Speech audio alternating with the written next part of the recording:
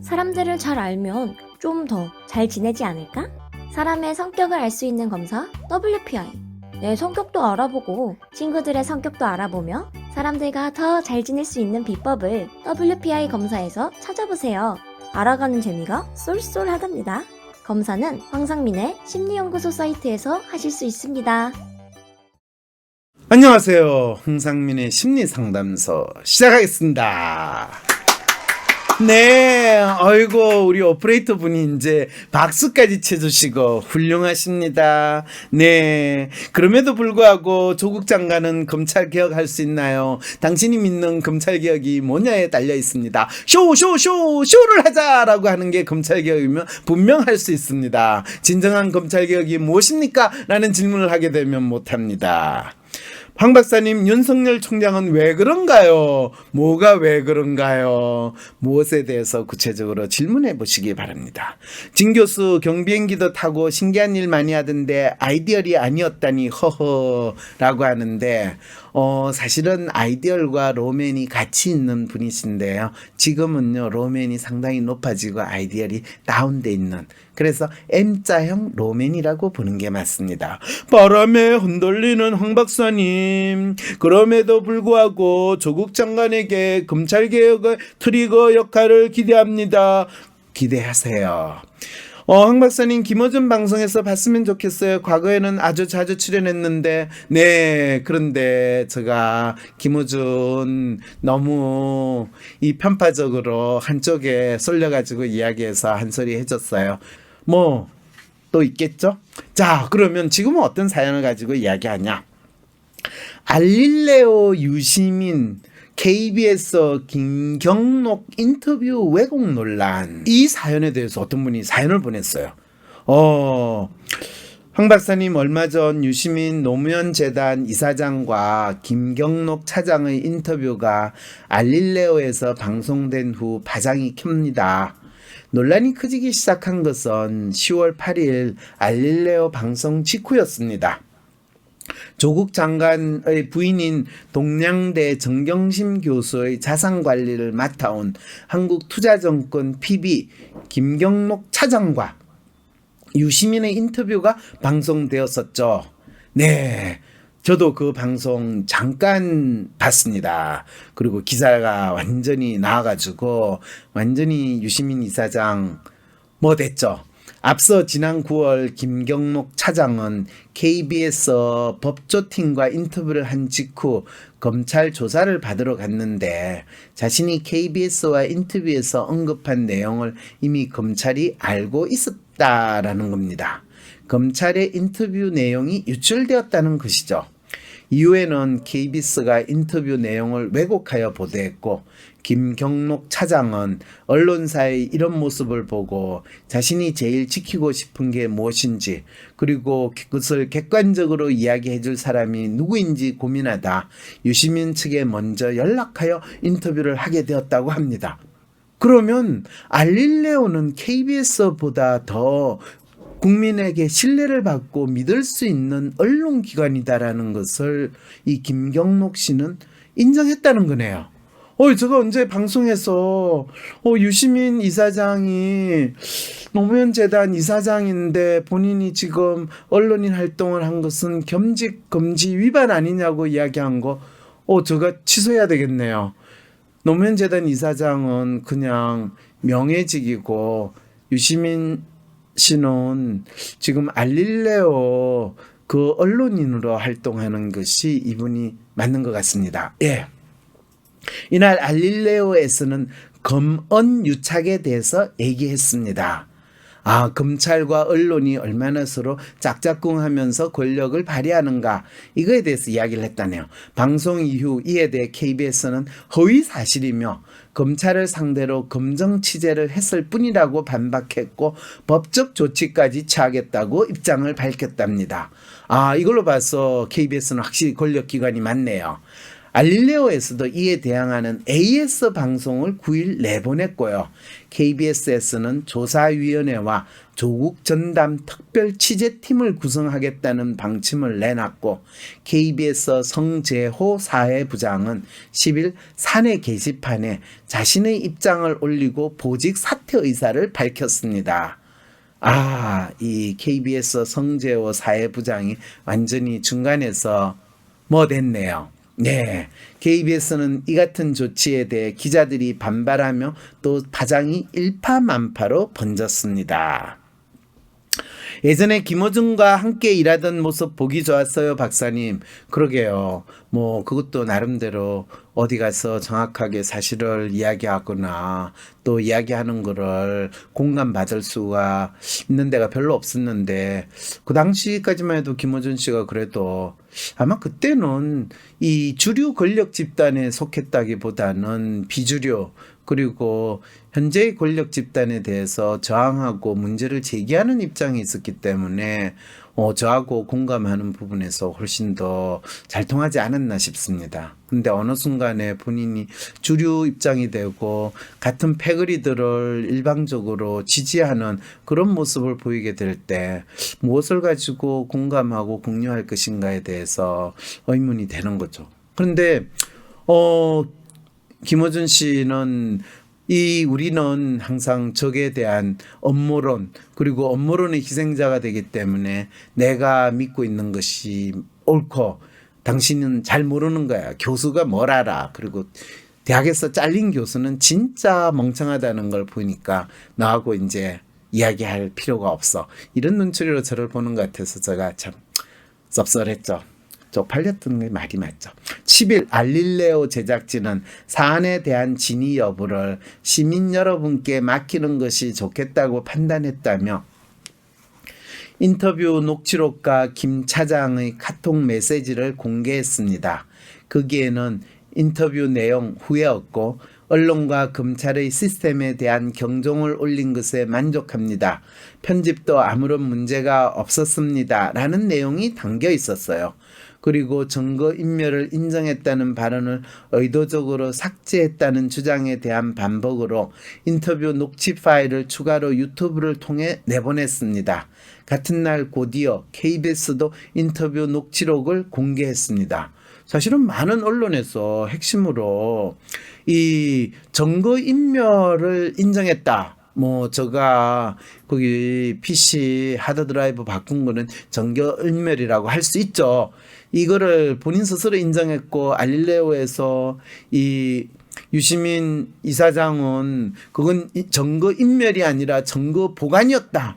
대한민국 검찰은 증거 조작의 달인들이 아니냐. 그거에 대한 방어책이었다. 이걸 가지고 이제 언론에서 많이 씹고 이게 무슨 귀신 씨나라 까먹는 소리냐. 내가 판사 경력 몇십 년 만에 그런 이야기는 처음 들었다. 그렇죠. 판사 경력 몇십 년 만에 그런 소리는 처음 듣죠. 검사가 아니니까. 그런데 검사 생활 1년만 해도 그거는 밥 먹듯이 하는 짓이다라는 것을 알 수 있는 게 검사 생활을 해야지 알지. 이 같은 공방을 두고 국회의원들의 반응들도 속속 기사로 보여지고 있는데요.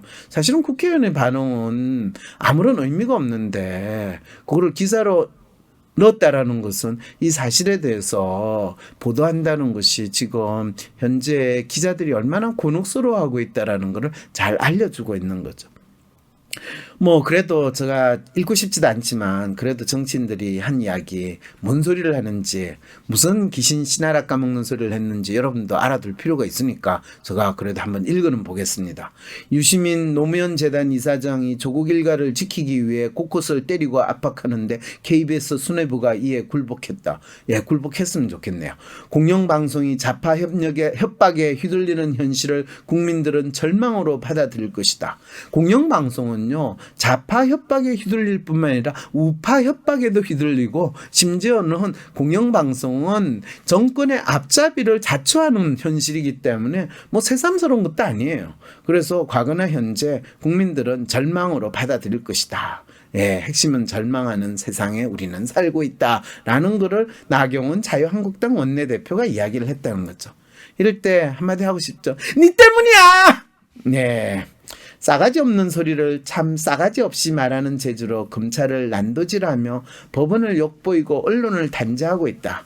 네, 언젠가 한번 참 유시민 씨가 정치인 할 때 싸가지 없다는 소리 많이 들었는데 뭐 서병수 전 부산시장이 이야기했으니까 서병수 이분은 이제 더 이상 정치 안 하는데 이 정치에서 지금 새롭게 등장하는 듯한 유시민 씨를 보니까 진짜 속에서 열불 나죠. 네, 그렇죠. 황 박사님과 알릴레오 콜라보도 재밌을 것 같아요. 홍카콜라하고도 하는데 네, 뭐 그 정도까지 제가 급이 안 되니까. 박사님은 사람 심리를 너무 제대로 읽어요. 그것이 멋있고요. 제 스스로도 위안을 받았어요. 네, 제대로 읽기 때문에 잘립니다. 왜 문통의 앞잡이는 왜 안 하는 거죠? 누가요? 네, 정치인들은 참 자식 보기 부끄럽지도 않나 보군요. 네, 자식하고 사이가 안 좋아요. 그리고 자식은 이미 쥐꼬라지 보기 그렇기 때문에 서로서로 꼬라지를 안 봐요. 정치인 자식 주고 제대로 잘 되는 사람 혹시 보신 적 있으시면 한번 생각해 보세요. 다 이 서로서로 안 좋은 꼬라지를 보고 배워서 그런 게 아니라 서로 꼬라지가 이미 맛이 갔거든요. 나경원은 박근혜도 싫어했다. 그건 맞아요. 네. 요즘 유시민 작가는 말을 부드럽게 하는 더 저는 잘 모르겠고요. 심리학자 관점에서 보면 독립운동하며 인생 바친 당시 10대면 그 사람의 사상이나 심리가 뭐 대단하겠어요. 뭔 말인지 잘 모르겠네요. 독립운동하며 인생 바친 당시 10대면 이건 뭔 소린지. 예, 요즘에도 좌파 우파 구분이 가능한가요? 이건 진짜 중요한 질문이세요. 요즘에 대한민국에 쓴 좌파 우파 구별보다는 문파 조파, 그 다음에 유파, 그 다음에 황파, 요렇게 각 사람을 통해서 이 구분이 되고요. 그 다음 검파. 왜냐하면 사람에 충성하지 않고 검찰 조직에 충성한다는 검파 이렇게 나눠져요. 네, 검사빠. 네, 검찰에 잡히면 검사빠가 되고요. 검찰에 삐지면 조빠가 돼요. 역시 박사님 정확히 보시네요. 어디에도 치우치지 않는 게 당연한데 요즘은 다 미쳐가는 듯. 어디에도 치우치지 않으면요. 이 작살나요. 네, 뒤통수 맞고요. 저희는 황빠입니다. 아니, 같은 황씨인데 황빠가 되면 어떡해요. 네, 네. 황교안 대표 빠라는 그 이야기를 저 앞에서 꼭 이렇게 이야기하셔도 돼요. 유시민 이사장은 다음 대선에 나오실까요? 그분은 안 나오신다고 했어요. 네. 그러면 진짜 안 나오실까요? 그분이 정치인이면 여러분 정치인 말을 믿어요? 믿지 말아야 돼요? 네, 알아서 판단하세요. 정치인의 빠질은 하지 않는 게 좋은 듯. 예, 이게 핵심이에요. 대중이 빠지를 하는 그 순간 우리는 정치인을 마치 미션입니다 하다가 뒤통수 맞게 되는 그 무지몽매한 이 탈레반 또는 이 뭐라고 그러죠? 개독교가 아니고 있는데 광신도 집단에 속하는 거예요. 황 박사님은 학자이고 김호준은 좀 차원이 다른 분이죠. 맞아요. 저는 유식하고요. 김호준은 무식하다고. 그건 김호준이 이야기했어요. 그런데 둘 다 같이 비슷한 공통점이 있다고 하는데 그게 뭔지는 잘 모르겠네요. 네. 유식과 무식은 차이는 다른 게 아니고 저는 이 대학원까지 나와가지고 박사 받았다는 이야기고 본인은 학부만 졸업했다는 그 차이예요. 괜히 그거 가지고 또 저한테 죽자 살자 덤벼들지 마세요. 손석희 빠도 많았죠. 맞아요. 네. 자, 여러분들이 별로 이 사연에 대해서 질문 없는데 중앙선대위 12일 사설에서는 유시민 노무현 재단 이사장이 궤변을 넘어 사실 왜곡과 무고성 발언을 서슴지 않고 있다며 비난했습니다. 주요 언론사들은 유시민이 조국 수호를 위한 대리인으로 나설 때마다 오히려 전국을 어지럽히고 있다며 비난하고 있는 듯합니다. 김경록 차장은 KBS와 유시민과의 인터뷰, 검찰 조사에서도 한결같이 같은 말을 해왔다고 하는데 이렇게 논란이 이어지고 있는 이유는 왜곡 보도인 것 같습니다. 중앙선대위도 왜곡 보도, KBS도 왜곡 보도, 그 다음에 알릴레오도 왜곡 보도. 왜곡 보도는 어떻게 만들어지는 것이며 이러한 보도 공방 논란에 대해 박사님은 어떻게 보시나요? 저 잘 보고 싶어요. 근데 잘 보기가 참 힘들어요. 왜곡 보도는요, 자기 주장만 이야기하고 자기 믿고 싶은 대로 이야기하는 사람들이 많이 생기고 그런 언론사들이 많이 생길 때 바로 왜곡 보도가 만들어지는 겁니다. 네, 유시민은 알릴레오에서 KBS가 앞으로 어떤 조치를 취해야 하는가에 대해 공영방송이 공정한 보도를 해나가면 된다고 했는데 공정한 보도란 무엇일까요? 네, 여러분, 문재인 정권은 공정함이 넘쳐 흐르는 그런 나라를 만들고 있고 뭐가 공정해요? 네, 그 공정이라는 건 내 마음대로 내 편대로 하면 공정이고 네 편대로 하면 불공정이라고 하는 것이 한국 사회에 살고 있는 대부분의 사람들의 마음이라고 생각한다면 공정 그 자체가 공정을 담보하지 못하는 희한한 세상에 우리는 살고 있다는 걸 아시겠죠? 서초동에서는 매주 시민들이 검찰개혁과 함께 언론개혁도 열심히 외쳤는데 과연 언론개혁은 어떻게 이루어질 수 있을지 황심소에서 시원하게 알려주세요. 언론개혁은 어떻게 이루어지냐 하면요, 청와대나 또 국회의원 정치인들 공천 줄 때 언론인 출신은 결코 공천을 주면 안 돼요. 그리고 기자나 방송 앵커 출신을 절대로 정치계로 영입하면 안 돼요. 그것만 한 2번 내지 3번 정도 총선에서 각각의 정당에서 그 원칙만 지키면 언론개혁은 저절로 이루어져요. 그리고 실제로 각각 선거할 때, 특히 대선할 때 대선 캠프에서 언론 홍보 담당 그걸 하는 사람들이 언론인 출신으로 거기에 들어오는 사람들을 기본적으로 막고, 그리고 실제로 거기에서 일을 했다 하더라도 그 선거가 끝난 다음에 결코 공직에 임명하지 않고 일한 만큼 보수를 주는 형태로 이루어진다면 이 대한민국의 언론이 기레기가 되는 일이 일어나지 않습니다. 그런데 실제로 선거나 이런 걸 할 때 언론에 대해서 대중의 메시지를 전달하는 것에 대해서 잘 아는 사람들을 돈을 안 주고 거의 무료로 사용하고 나중에 내가 당선되면 자리로 보답하마 이렇게 하는 그 폐해가 언제부터 일어난지 아세요? 네, 그게 가장 노골적으로 일어나기 시작한 때가 그게 노무현 대통령 다음에 누가 대통령이었죠? 네, 그때부터 일어난 게 아주 표면적으로 되고, 사실은 그때 MB 대통령 때부터는 대다수의 언론인들이 빤스 벗고 거의 국회의원 되겠다, 청와대 되겠다라고 들어가는 그 순간부터 대한민국의 언론은 완벽하게 망가지기 시작을 한 겁니다.